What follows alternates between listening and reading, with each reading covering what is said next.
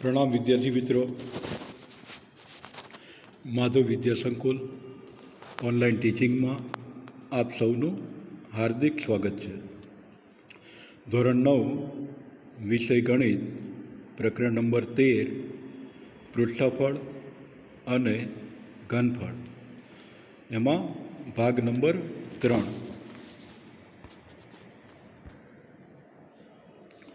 હવે થોડીક થિયરી સમજી લઈએ। લંબવૃત્તીય નળાકારનું પૃષ્ઠફળ।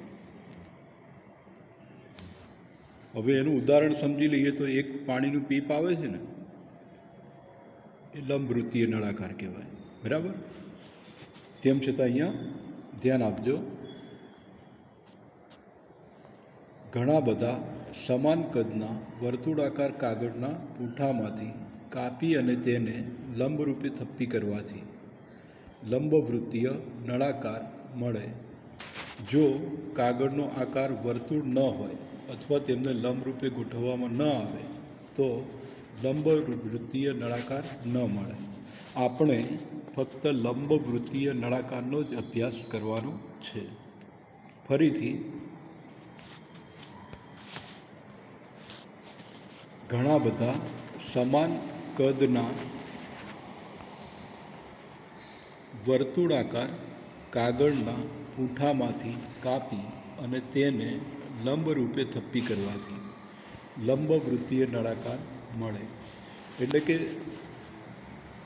ના ખ્યાલ આવે તો એક વસ્તુ સમજી લો કે આપણી પાસે કાગળ જે હોય એને પરિકરથી એક જ ત્રિજ્યા લઈને, માનો કે 5 સેન્ટીમીટરની ત્રિજ્યાવાળા વર્તુળ કાપી લેવામાં આવે અને પછી એ બધાને એક ઉપર એક થપ્પી કરીએ તો જે આકાર મળે એને લંબવૃત્તીય નળાકાર કહેવાય, બરાબર।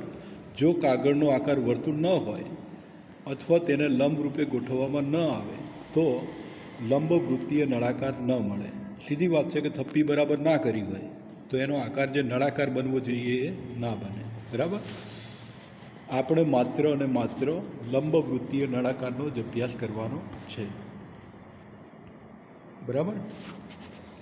એટલે જો ઉલ્લેખ ના કરેલો હોય તો પણ નળાકાર શબ્દનો અર્થ લંબવૃત્તીય નળાકાર છે એવું સમજી લેવાનું। હવે આગળ, નળાકારની સપાટીઓમાં તેની વક્ર સપાટી અને તળિયા અને મથાળા એટલે કે 3 વસ્તુ આવે। એક વક્ર સપાટી એટલે પાણી ભરવાનું પીપ છે એની ફરતી ગોળાકાર સપાટી દેખાય છે ને, વક્ર વાંકી સપાટી, એ ફરતી સપાટી, અને નીચે તળિયું આવે અને ઉપર ઢાંકણ હોય તો એ મથાળું કહેવાય, બરાબર। તો તળિયું અને મથાળું છે એ બે વર્તુળાકાર સમતલીય સપાટી જ કહેવાય, બરાબર। નળાકારના તળિયા અને પાયાની સમાન ત્રિજ્યાને નળાકારની ત્રિજ્યા પણ કહે છે। એટલે કે નળાકારના તળિયાની ત્રિજ્યા કે અથવા તો પાયાની ત્રિજ્યા કે તો આપણે સમજી લેવાનું કે નળાકારની ત્રિજ્યા છે, બરાબર। અને મથાળાની ત્રિજ્યા કે અથવા ઢાંકણની ત્રિજ્યા કે તો પણ સરખું જ કહેવાય, કેમ કે પાયાની ત્રિજ્યા અને મથાળાની ત્રિજ્યા સરખી હોય। આમ નળાકારની ત્રિજ્યા એટલે નળાકારના પાયાની ત્રિજ્યા છે એમ સમજી લેવું, બરાબર છે। હવે આગળ, નળાકાર માટેના સૂત્ર ખાસ ધ્યાન રાખવાનું। આ ચેપ્ટર સૂત્ર આધારિત છે, એટલે જો સૂત્ર આવડતા હશે તો જવાબ આવડશે, બરાબર। તો પહેલું સૂત્ર છે નળાકારની વક્ર સપાટીનું ક્ષેત્રફળ 2πRh, બરાબર। જેમાં r છે એ નળાકારની ત્રિજ્યા છે અને h નળાકારની ઊંચાઈ છે। એટલે કે જ્યારે ત્રિજ્યા આપેલી હોય ત્યારે આપણે નળાકારની વક્ર સપાટીનું ક્ષેત્રફળ બરાબર સૂત્ર આ લઈશું કે નળાકારની વક્ર સપાટીનું ક્ષેત્રફળ બરાબર 2πRh, જેમાં તળિયું અને મથાળું ના આવે, બરાબર, ફરતી બાજુ આવે। હવે જ્યારે વ્યાસ આપેલો હોય ત્યારે નળાકારની વક્ર સપાટીનું ક્ષેત્રફળ બરાબર πdh એવું કહી શકાય। ફરીથી, જ્યારે આપણને વ્યાસ આપેલો હોય, વ્યાસ એટલે d, બરાબર, તો નળાકારની વક્ર સપાટીનું ક્ષેત્રફળ બરાબર પાય ડી એચ. જે ઉપર સૂત્ર હતું 2πRh એ અને આ બંને સરખા જ છે, પણ જ્યારે વ્યાસ આપેલો હોય ત્યારે આ સૂત્ર ડાયરેક્ટ ઉપયોગ કરવો હોય તો કરી શકાય, કારણ કે ડી બરાબર 2r થાય. ડીની કિંમત છે 2r જેટલી, એટલે કે વ્યાસ છે એ 2 ગુણ્યા ત્રિજ્યા બરાબર થાય. એથી આગળનું સૂત્ર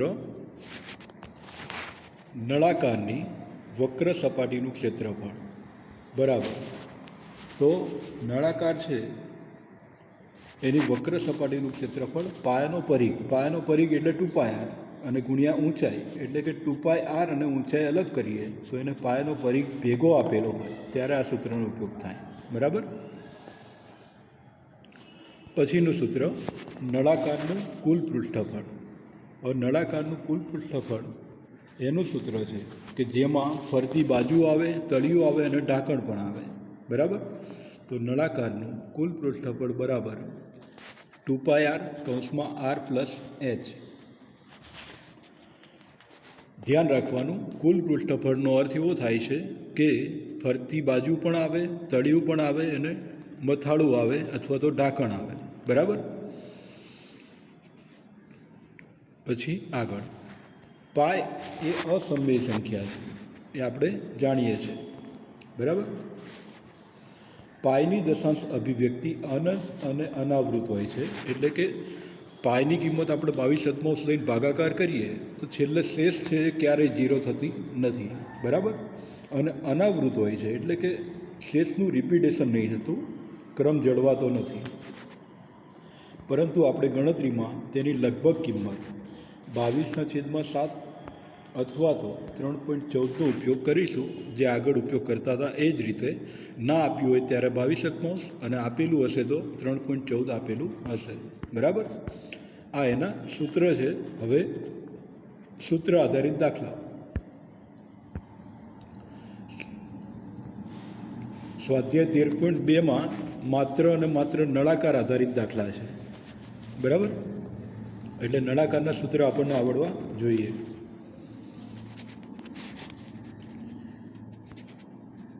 હવે રકમ પ્રશ્ન 1. લંબવૃત્તીય નળાકારની ઊંચાઈ 14 સેન્ટીમીટર અને વક્ર સપાટીનું ક્ષેત્રફળ 88 સેન્ટીમીટર સ્ક્વેર છે. તો નળાકારનો પાયાનો વ્યાસ શોધો, એટલે કે આપણે ડી શોધવાનું છે. આપણને આપેલું છે તો નળાકારની ઊંચાઈ h. નળાકારની ઊંચાઈ h બરાબર 14 સેન્ટીમીટર આપેલું છે અને નળાકારની વક્ર સપાટીનું ક્ષેત્રફળ પણ આપેલું છે. બરાબર. એટલે એનું સૂત્ર તો નળાકારની વક્ર સપાટીનું ક્ષેત્રફળ બરાબર 2πRh થાય. ડાબી બાજુ કિંમત મૂકીએ તો 88 આપેલું છે અને જમણી બાજુ કિંમતો મૂકીએ તો એવું કહી શકાય કે 2ની જગ્યાએ 2, પાયની જગ્યાએ 22/7, r આપણે આપેલું નથી અને h બરાબર 14 આપેલું છે. હવે r શોધવા માટે બાકીના 3 સંખ્યાઓ છે, કિંમતો છે, એને સામે લઈ જઈએ એટલે અંશનું છેદ અને છેદનો અંશ થઈ જાય. બરાબર ધ્યાનથી સમજીશું. આ 2, 22 અને 14 છેદમાં આવી જાય અને 7 છે અંશમાં જતા રહે. એટલે આપણને r બરાબર 88 × 7 છેદમાં 2 × 22 × 14 મળે. થોડુંક ધ્યાન કરીએ તો છેદ ઉડાડીએ આપણે. બરાબર છે. તો 22 88 અને 22 એટલે 88/22 કરીએ તો 4 મળે. બરાબર. અને ઉપર જુઓ તો હવે 4 × 7 એટલે 28 થયા અને નીચે 2 × 14 એટલે પણ 28. બંને ઉડી જાય તો r બરાબર 1 સેન્ટીમીટર મળે. r બરાબર 1 તો નળાકારનો વ્યાસ બરાબર 2 ગુણ્યા ત્રિજ્યા એટલે કે 2r. આરની કિંમત 1 છે એટલે 2 × 1 થાય. બરાબર. અને 2 × 1 એટલે 2 સેન્ટીમીટર. તો નળાકારના પાયાનો વ્યાસ 2 સેન્ટીમીટર છે એમ કહેવાય. બરાબર, જે આપણે શોધવાનું હતું. જવાબ મળી ગયો, દાખલો અહીંયા પૂરો થયો. અને આટલો દાખલો ગણીએ તો આ લગભગ 2 માર્કનો પ્રશ્ન છે. 2 માર્ક આપણને પૂરા મળી જાય. એના પછીનો પ્રશ્ન નંબર 2. સૂત્ર તૈયાર હશે તો બધાને આવડશે અને તરત આવડી જશે. સૂત્ર તૈયાર રાખવા પડશે. એટલે આ અભ્યાસ અત્યારે ભલે કરો, પણ આ પછી સૂત્ર લખીને તૈયાર કરવા. એક સૂત્ર 5, 10 વખત લખવાથી આપણને ઝડપથી આવડે. પ્રશ્ન નંબર 2. ધાતુના પતરામાંથી 1 મીટર ઊંચાઈ અને 140 સેન્ટીમીટર પાયાના વ્યાસવાળી, એટલે કે 140 મીટર વ્યાસ આપ્યો છે, બરાબર ધ્યાન આપજો. અને ઊંચાઈ મીટરમાં આપી છે અને વ્યાસ છે સેન્ટીમીટરમાં છે. એટલે બંને મીટરમાં અથવા બંને સેન્ટીમીટરમાં આપણે ફેરવવું જોઈએ. બરાબર. ફરીથી, ધાતુના પતરામાંથી 1 મીટર ઊંચાઈ અને 140 સેન્ટીમીટર પાયાના વ્યાસવાળી બંધ નળાકાર ટાંકી બનાવવી છે. તે બનાવવા માટે કેટલા ચોરસ મીટર પતરાની જરૂર પડશે? બંધ નળાકાર કહ્યું એટલે સમજી લેવાનું કે નળાકારનું કુલ પૃષ્ઠફળ છે. બરાબર. હવે આપણને આપેલ છે એની વાત કરીએ તો આપણને આપેલું છે નળાકાર ટાંકીની ઊંચાઈ h બરાબર 1 મીટર અને નળાકારનો વ્યાસ 140 સેન્ટીમીટર છે. જો વ્યાસ 140 હોય તો એની ત્રિજ્યા અડધી થાય, વ્યાસ ભાગ્યા 2, એટલે કે 140 ભાગ્યા 2 બરાબર 70. એટલે કે ત્રિજ્યા r બરાબર 70 સેન્ટીમીટર મળ્યું. શરૂઆતમાં વાત કરી હતી મેં કે ઊંચાઈ મીટરમાં આપી છે અને વ્યાસ સેન્ટીમીટરમાં છે. એટલે સેન્ટીમીટરને મીટરમાં ફેરવીએ તો 70 સેન્ટીમીટર બરાબર 0.7 મીટર થાય. કારણ અહીંયા 70 સેન્ટીમીટર છે, એને મીટરમાં ફેરવીએ તો એને 70 ભાગ્યા 100 કરવા પડે. બરાબર. એટલે 0 સાથે 0 છેદ ઉડી જાય તો 0.7 મીટર કહેવાય. બરાબર. એટલે r બરાબર 0.7 મીટર થયું. હવે બંધ ટાંકીની વાત કરી, એટલે કે નળાકાર બંધ ટાંકીની કુલ સપાટીનું ક્ષેત્રફળ. એનું સૂત્ર લઈ લેવાનું.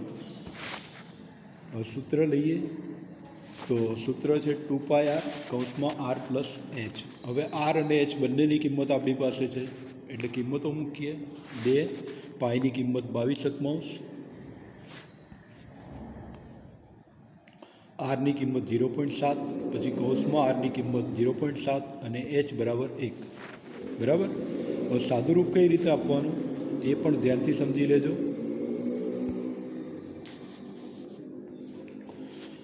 તો એવું કહી શકાય કે આ જે ભાગ છે એનો સાદુરૂપ હું પહેલાં આપું છું એટલે તમને ખબર પડે. આ જે બ્લોક બનાવે છે એનું સાદુરૂપ આપીએ છીએ. બરાબર. અને અલગ કલરમાં આપીએ એટલે વધારે ખબર પડે. અને નીચે જગ્યા છે એટલે નીચે લખું છું બરાબર 2 ગુણ્યા 22 ગુણ્યા 7. 22ની નીચે 7 છે અને આ જે 0.7 છે એને 7 દશાંશ લખાય. બરાબર. હવે આપણે છેદ ઉડાડીએ. સોરી,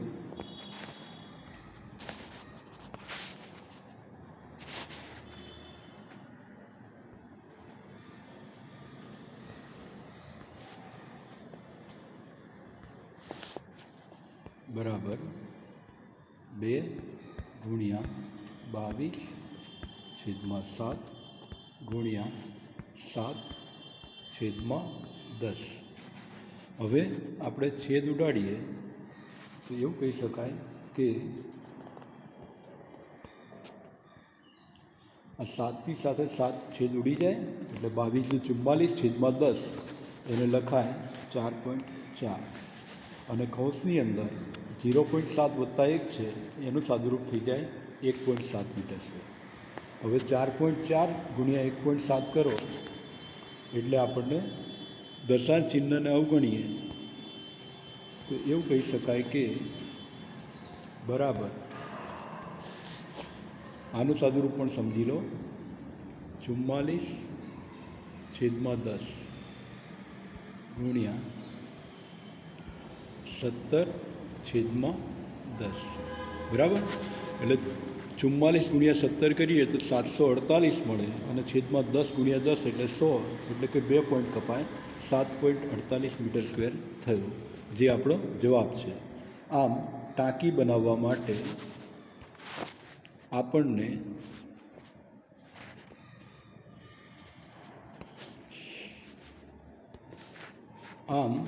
ટાંકી બનાવવા 7.48 મીટર સ્ક્વેર પતરાની જરૂર પડશે, બરાબર. એટલે કે બંધ ટાંકી બનાવવાનું ક્ષેત્રફળ મળી ગયું. હવે આગળનો પ્રશ્ન ત્રીજો. ધાતુની એક પાઇપ 77 સેન્ટીમીટર લાંબી છે. ધાતુની એક પાઇપ 77 સેન્ટીમીટર લાંબી છે. તેના આડછેદનો અંદરનો વ્યાસ 4 સેન્ટીમીટર અને બહારનો વ્યાસ 4.4 સેન્ટીમીટર છે. એટલે કે આ જે પાઇપ છે એની જાડાઈ 0.4 સેન્ટીમીટર છે એમ કહેવાય. તો પ્રશ્ન નંબર 1, તેની અંદરની વક્ર સપાટીનું ક્ષેત્રફળ, તેની બહારની વક્ર સપાટીનું ક્ષેત્રફળ અને તેનું કુલ પૃષ્ઠફળ શોધો, બરાબર છે. હવે પાઇપ છે તો પાઇપ ઉપર અને નીચે બંને તરફ ખુલ્લી આવે, બરાબર. એવું સમજી લેવાનું, આકૃતિમાં આપણને આપેલું છે, બરાબર. એટલે કે 3 પ્રશ્નના જવાબ આપણે આપવાના છે. એમાં પહેલો પ્રશ્ન, નળાકાર પાઇપનો અંદરનો વ્યાસ 4 સેન્ટીમીટર આપેલો છે. હવે જો વ્યાસ 4 સેન્ટીમીટર હોય તો એની ત્રિજ્યા r બરાબર વ્યાસ ભાગ્યા 2, એટલે કે 4/2 બરાબર 2 સેન્ટીમીટર, r બરાબર 2 સેન્ટીમીટર મળે. ઊંચાઈ h 77 સેન્ટીમીટર આપેલું છે. હવે નળાકાર પાઇપની અંદરની વક્ર સપાટીનું ક્ષેત્રફળ, તો સૌથી પહેલું સૂત્ર હતું એ સૂત્ર 2πRh, બરાબર. અને એની કિંમતો મૂકી દો. કિંમતો મૂકીએ તો 2 ગુણ્યા 22/7 ગુણ્યા 2 ગુણ્યા 77, બરાબર. હવે છેદ કઈ રીતે ઉડે છે એ સમજાવી દઉં. થોડા મોટા અક્ષરો જોઈશું. અહીંયા છેદમાં જોઈએ તો 7 અને 77માં છેદ ઉડી જાય, 11 આવે, બરાબર. 11 + 77 થાય. અને બરાબર ધ્યાન કરો તો આ 3 કિંમતો જે છે એનો ગુણાકાર, આ 3નો 2 ગુણ્યા 22 ગુણ્યા 2 એનો ગુણાકાર થાય 22 ગુણ્યા 2 44, 44 × 2 88, 88 ગુણ્યા 11 એટલે એ મળે 968 સેન્ટીમીટર સ્ક્વેર. આમ પાઇપની અંદરની વક્ર સપાટીનું ક્ષેત્રફળ 968 સેન્ટીમીટર સ્ક્વેર છે. એટલે પ્રથમ પ્રશ્નનો જવાબ મળ્યો. હવે આગળ બીજો પ્રશ્ન. બીજા પ્રશ્ન માટે નળાકાર પાઇપનો બહારનો વ્યાસ એ 4.4 સેન્ટીમીટર છે, બરાબર. એટલે એની ત્રિજ્યા પણ વ્યાસ આપ્યો છે, એના ઉપરથી ત્રિજ્યા શોધી લઈએ. તો ત્રિજ્યા r, બહારનો વ્યાસ છે એટલે બહારની ત્રિજ્યા માટે આપણે કેપિટલ R લઈએ છીએ, બરાબર. તો કેપિટલ R બરાબર વ્યાસ ભાગ્યા 2, વ્યાસ 4.4 છે ભાગ્યા 2 કરો એટલે 2.2 સેન્ટીમીટર મળે. ઊંચાઈ તો એની જ છે 77 સેન્ટીમીટર, બરાબર. હવે નળાકાર પાઇપની બહારની વક્ર સપાટીનું ક્ષેત્રફળ 2πRh, એમાં r છે એ આપણે કેપિટલ લઈએ છીએ. કિંમતો મૂકીએ તો 2, પાઈની કિંમત 22/7, કેપિટલ R બરાબર 2.2 અને 77, h બરાબર. અહીંયા પણ છેદ બરાબર સમજી લઈશું. છેદ સમજી લઈએ તો એવું કહી શકાય કે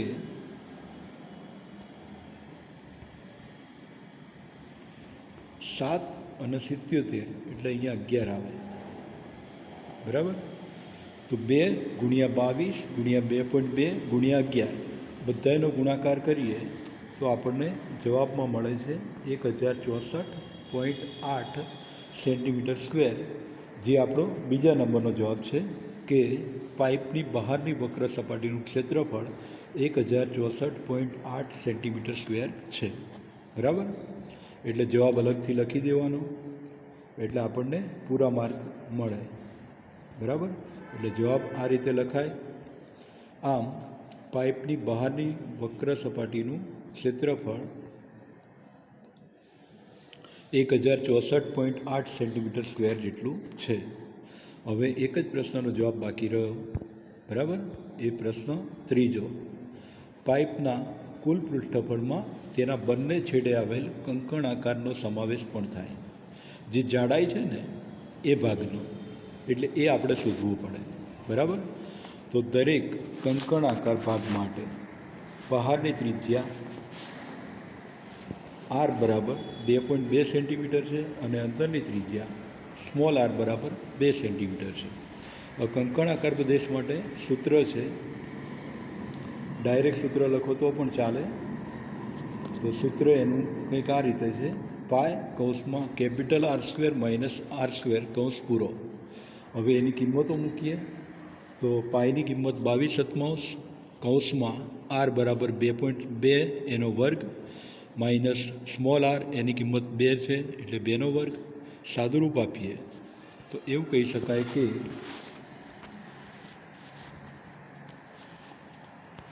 22/7 એમના એમ, અને 22નો વર્ગ 484 થાય.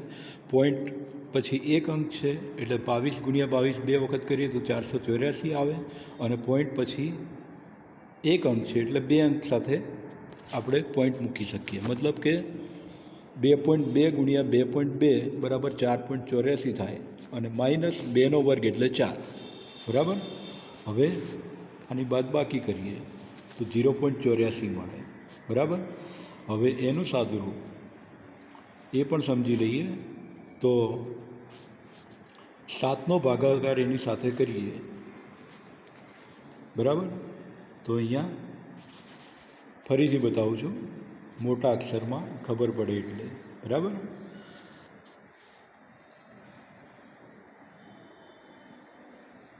આ ભાગ છે એની છેદ આપણે સમજાવીએ છીએ.